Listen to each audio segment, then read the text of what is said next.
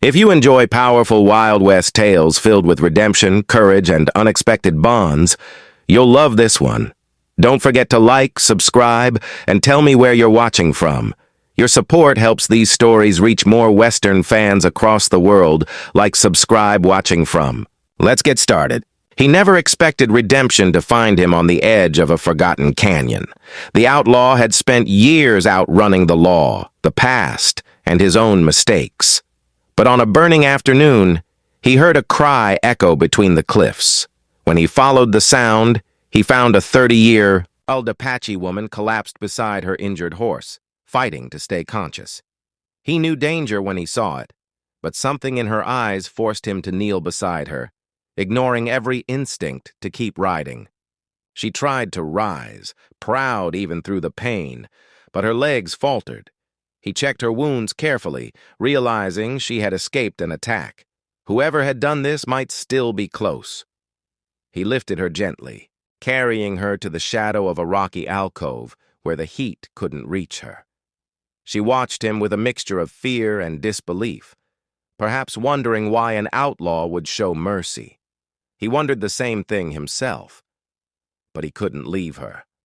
Not when fate had thrown them together at a moment neither could explain. Night settled over the desert.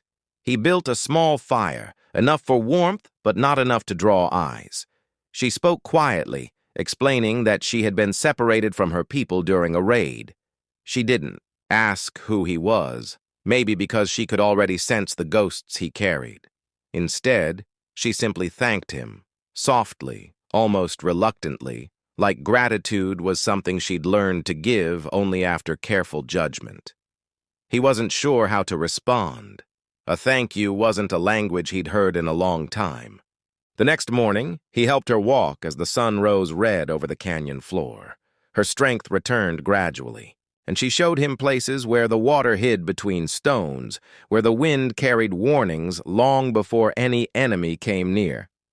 She moved with dignity despite her injuries, and he found himself matching her calm pace. She didn't treat him like a criminal. She treated him like a man capable of choosing better roads, and that unsettled him more than any lawman ever had. On the third day, riders appeared on the far ridge. The woman steadied her breath, recognizing them instantly. Her people had found her. But instead of relief, a new kind of tension filled the air. She warned him that the tribe would judge him harshly. To them, an armed stranger beside an injured Apache woman was not a savior, but a threat. He knew she was right, yet he didn't mount his horse or flee. Something deep inside refused to disappear, not from her, not now. The riders approached with spears raised, surrounding them in a half-circle. The outlaw kept his hands visible, not reaching for his weapon. The woman stepped forward, speaking in her language, her voice strong and certain. She told them he had saved her life, protected her, honored her safety when no one else could. The warriors lowered their weapons, but did not relax. They ordered him to follow them to the village, where the elders would decide his fate. The village was wary, but no one questioned the respect the woman held among them. Her father, one of the tribe's wise figures, listened to her account of the rescue. The outlaw stood silent, expecting judgment he believed he deserved. Instead, the elder looked at him with measured thoughtfulness. Saving an Apache woman was no small act. It carried a weight, a responsibility, a bond deeper than simple gratitude. The tribe saw actions, not reputations, and he had acted with honor. That night, a ceremony was held to acknowledge the connection forged between them. Drums echoed through the desert, while the fire painted warm colors across their faces. The elder spoke of a tradition older than memory. When a man saved a woman's life without expectation, he became part of her story. If she accepted him, he could become her sacred guardian, a protector chosen by fate rather than blood.